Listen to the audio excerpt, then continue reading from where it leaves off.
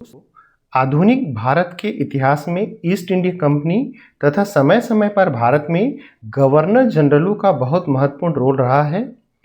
East India company के तहत 1772 से 1858 तक जितने भी गवर्नर जनरल रहे, उनसे संबंधित प्रश्न हमेशा से विभिन्न परीक्षाओं में पूछे जाते रहे हैं। तो आइए बिना देरी किए आज के इस वीडियो में इस विषय की चर्चा करें। सबसे पहले वॉरेन हेस्टिंग्स, जिनका भारत में अवधि 1772 से 1785 तक की थी। इन्हें 1773 ईस्वी के रेगुलेटिंग एक्ट के तहत बंगाल का गवर्नर जनरल बनाया गया, अर्थात बंगाल के यह प्रथम गवर्नर जनरल रहे। इन्होंने बंगाल से द्वैध शासन का अंत किया, सरकारी खजाने को मुर्शिदाबाद से कलकत्ता स्थानांतरित किया। इन्होंने घेरे की नीति को अपनाया, अर्थात वह रियासतों को घेर कर उन पर कब्जा करने की नीति का अनुसरण करते थे। साथ ही मुस्लिम शिक्षा हेतु उन्होंने कलकत्ता मदरसा की भी स्थापना करवाई। कलकत्ता में 1774 ईस्वी में सुप्रीम कोर्ट की स्थापना वॉरेन हेस्टिंग्स के प्रयासों से हुई। बंगाल में एशियाटिक सोसाइटी की स्थापना भी विलियम जोन्स के द्वारा वॉरेन हेस्टिंग्स के कार्यकाल में हुई। प्रथम आंग्ल मराठा युद्ध भी इन्हीं के कार्यकाल में हुआ और जिसका समापन सालबाई के संधि के द्वारा किया गया। वॉरेन हेस्टिंग्स ने भगवद गीता का अंग्रेजी अनुवाद करवाया। 1784 ईस्वी में Pitt's India act Warren Hastings के कार्यकाल में ही पास हुआ। ये सभी वॉरेन हेस्टिंग्स से संबंधित काफी महत्वपूर्ण बिंदु हैं। लॉर्ड कॉर्नवालिस, जिनका भारत में कार्यकाल 1786 से 1793 ईस्वी तक रहा। इन्होंने कॉर्नवालिस कोड बनाया, जो कि शक्तियों के पृथक्करण पर आधारित था। इसमें न्याय प्रशासन एवं कर को पृथक किया, अर्थात अब कलेक्टरों को केवल टैक्सेशन के लिए उत्तरदायी बनाया गया था। भारत में सिविल सेवा परीक्षा का जन्मदाता लॉर्ड कॉर्नवालिस को माना जाता है। इन्होंने ग्रामीण क्षेत्रों में पुलिस थानों की स्थापना करवाई तथा वहां पर दरोगा की भी नियुक्ति करवाई।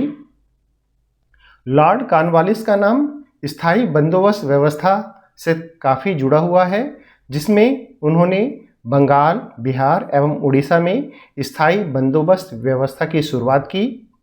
साथ ही अपीलीय एवं निम्न श्रेणी न्यायालयों की भी स्थापना कॉर्नवालिस के द्वारा करवाई गई।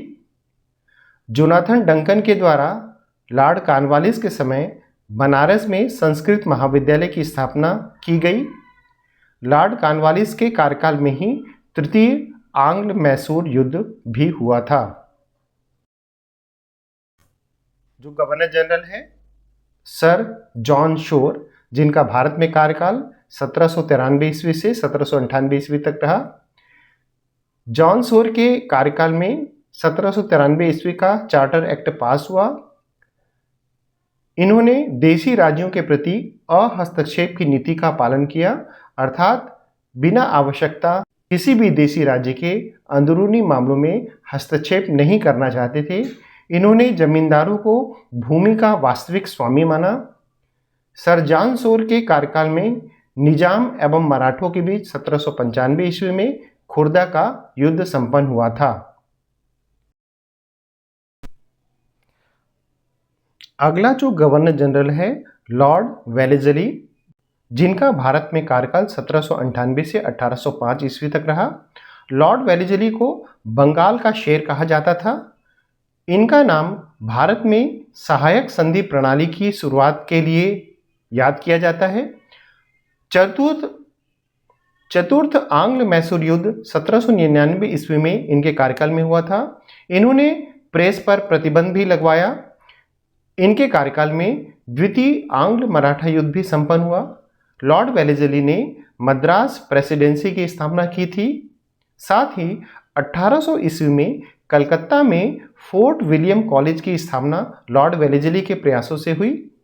1803 ईस्वी में शिशु हत्या पर पूर्ण प्रतिबंध भी लॉर्ड वेलेस्ली ने लगवाया था।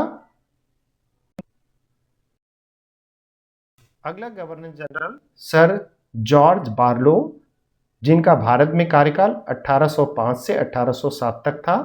इन्होंने अहस्तक्षेप की नीति का कठोरता से पालन किया। जॉर्ज बार्लो ने डायरेक्टरों की आज्ञा के विरुद्ध बसीन की संधि को जारी रखा। इन्हीं के कार्यकाल में वेल्लोर में 1806 ईस्वी में सिपाहियों का विद्रोह हुआ था। जनरल लॉर्ड मिंटो प्रथम, जिनका भारत में कार्यकाल 1807 से 1813 ईस्वी तक रहा। 1809 ईस्वी में इन्होंने महाराजा रणजीत सिंह के साथ अमृतसर की संधि की थी। साथ ही पर्शिया के शाह के साथ एक संधि की, जिसके अनुसार कोई भी विदेशी सेना उनकी अनुमति के बिना उसके क्षेत्र से नहीं गुजर सकती थी। अगला जो गवर्नर जनरल है लॉर्ड हेस्टिंग्स, जिनका कार्यकाल 1813 ईस्वी से 1823 ईस्वी तक रहा। इन्होंने आंग्ल नेपाल युद्ध, लॉर्ड हेस्टिंग्स के कार्यकाल में आंग्ल नेपाल युद्ध 1814 से 1816 के बीच में संपन्न हुआ था और इस युद्ध का समापन 1816 ईस्वी में संगोली की संधि के द्वारा हुआ। लॉर्ड हेस्टिंग्स को पिंडारियों के दमन का श्रेय भी प्राप्त है। लॉर्ड हेस्टिंग्स के कार्यकाल में तृतीय आंग्ल मराठा युद्ध संपन्न हुआ था, जिसमें मराठा पराजित हुए और मराठा संघ का अंत किया गया। लॉर्ड हेस्टिंग्स के कार्यकाल में ही एल्फिंस्टन द्वारा बंबई में रैयतवाड़ी व्यवस्था को लागू किया गया था। 1822 ईस्वी में टेनेंसी एक्ट या काश्तकारी अधिनियम भी लॉर्ड हेस्टिंग्स के कार्यकाल में पारित किया गया था। अगला जो गवर्नर जनरल है लॉर्ड एमहर्स्ट, जिन्होंने 1823 से 1828 तक कार्य किया। इनके कार्यकाल में असम का अधिग्रहण हुआ था, जिसकी वजह से आंग्ल बर्मा युद्ध 1824 से 26 के बीच हुआ और इस आंग्ल बर्मा युद्ध का समापन 1826 ईस्वी में यांडियो की संधि से हुआ था। भरतपुर का उत्तराधिकार युद्ध लॉर्ड एमहर्स्ट के कार्यकाल में ही हुआ था और इन्हीं के कार्यकाल में 1824 ईस्वी में बैरकपुर सैन्य विद्रोह भी हुआ था। जनरल काफ़ी महत्वपूर्ण है। लॉर्ड विलियम बेंटिक 1828 से 1835 के बीच इन्होंने कार्य किया। लॉर्ड विलियम बेंटिक बंगाल का अंतिम गवर्नर जनरल तथा भारत का प्रथम गवर्नर जनरल होने का इन्हें श्रेय प्राप्त है। इन्होंने सती प्रथा का अंत करवाया। साथ ही कर्नल स्लीमैन के द्वारा ठगी प्रथा का अंत भी करवाया था। इन्होंने नरबली तथा शिशु हत्या पर प्रतिबंध लगवाया। लॉर्ड विलियम बेंटिक ने समाचार पत्रों के प्रति उदार नीति अपनाई। 1835 ईस्वी में अंग्रेजी शिक्षा अधिनियम लाया। इस अधिनियम के तहत उच्च शिक्षा को केवल अंग्रेजी में दिया जाना था। 1835 ईस्वी में लॉर्ड विलियम बेंटिक के कार्यकाल में कलकत्ता में मेडिकल कॉलेज की नींव रखी गई। सामान्य रूप से इन्होंने अहस्तक्षेप की नीति का पालन किया। इसके बावजूद 1831 ईस्वी में मैसूर को, 1834 ईस्वी में कुर्ग तथा कछार की रियासतों पर इन्होंने कब्जा करवाया था। लॉर्ड चार्ल्स मैटकॉफ 1835 से 1836। लॉर्ड चार्ल्स मैटकॉफ को समाचार पत्रों पर प्रतिबंध हटाने के कारण समाचार पत्रों का मुक्तिदाता कहा जाता है। लॉर्ड ऑकलैंड 1836 से 1842 इनका कार्यकाल था। प्रथम आंग्ल अफगान युद्ध इनके कार्यकाल में हुआ। इन्होंने मद्रास तथा बम्बई में मेडिकल स्कूल प्रारंभ करवाया। 1839 ईस्वी में कलकत्ता से दिल्ली तक जीटी रोड का निर्माण शुरू इन्होंने करवाया था। शेर शाह सूरी मार्ग का नाम बदलकर grand trunk road, GT road रख दिया गया था लॉर्ड ऑकलैंड के कार्यकाल में। लॉर्ड एलनबरो 1842 टू 1844 इनका कार्यकाल था। इनके समय में सर चार्ल्स नेपियर के नेतृत्व में सिंध का विलय किया गया। एलनबरो का कार्यकाल कुशल अकर्मण्यता की नीति का काल कहा जाता है। इसने 1843 ईस्वी में दास प्रथा का अंत किया था। अगला लॉर्ड हॉर्डिंग, 1844 से 1848 इनका कार्यकाल था। इसके काल की प्रमुख घटना प्रथम आंग्ल सिख युद्ध था। सवराओं की लड़ाई में सिखों की हार होने के बाद युद्ध की समाप्ति लाहौर की संधि से हुई, जो कि 1846 में हुआ था। पर्वतीय इलाकों में गोंडों में प्रचलित मानव बलि प्रथा का दमन इसने किया। शिशु हत्या पर भी रोक इन्होंने लगाई थी।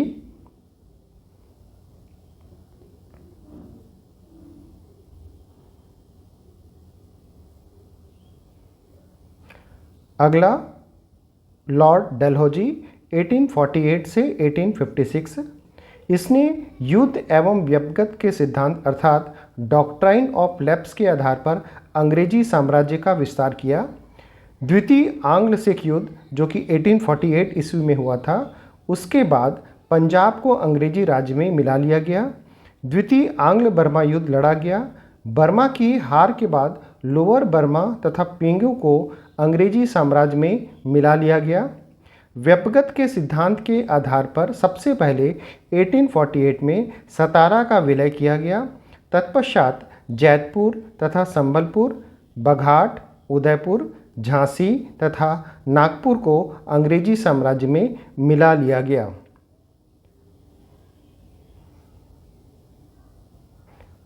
एटीन 1856 में अवध को कुशासन के आरोप में अंग्रेजी साम्राज्य में इसी के कार्यकाल में मिलाया गया। उच्च शिक्षा से संबंधित चार्ल्स वुड डिस्पैच 1854 में इसके कार्यकाल में पारित हुआ। भारत में रेल तथा डाक व्यवस्था प्रारंभ करने का श्रेय डलहौजी को प्राप्त है। प्रथम रेल लाइन 1853 से बम्बई से ठाणे के बीच तथा दूसरी रेल लाइन 1854 में कलकत्ता से रानीगंज के बीच बिछाई गई। इसी के काल में प्रथम तार सेवा कलकत्ता से आगरा के बीच प्रारंभ किया गया। डलहौजी ने पहली बार सार्वजनिक निर्माण विभाग अर्थात PWD बनवाया था। अगला गवर्नर जनरल लॉर्ड कैनिंग, जिसका कार्यकाल 1856 से 1862 के बीच रहा। लॉर्ड कैनिंग कंपनी का अंतिम गवर्नर जनरल तथा ब्रिटिश सम्राट के अधीन भारत का प्रथम वायसराय था। इसी के समय हुए 1857 के विद्रोह के बाद भारत को ब्रिटिश क्राउन के अधीन लाया गया। अर्थात अभी तक 1857 के विद्रोह से पहले भारत का शासन ईस्ट इंडिया कंपनी के माध्यम से होता था, परंतु इस विद्रोह के बाद डायरेक्ट ब्रिटिश क्राउन के अधीन भारत को लाया गया। 1857 में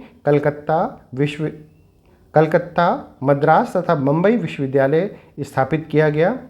इसके अलावा कलकत्ता, मद्रास तथा बम्बई में उच्च न्यायालय की स्थापना भी लॉर्ड कैनिंग के शासनकाल में हुई। दोस्तों, उम्मीद है गवर्नर जनरलों पर आधारित यह वीडियो आपको पसंद आया होगा। प्लीज़ मेरे चैनल को सब्सक्राइब कर मुझे सपोर्ट करें। आप सभी का बहुत बहुत धन्यवाद।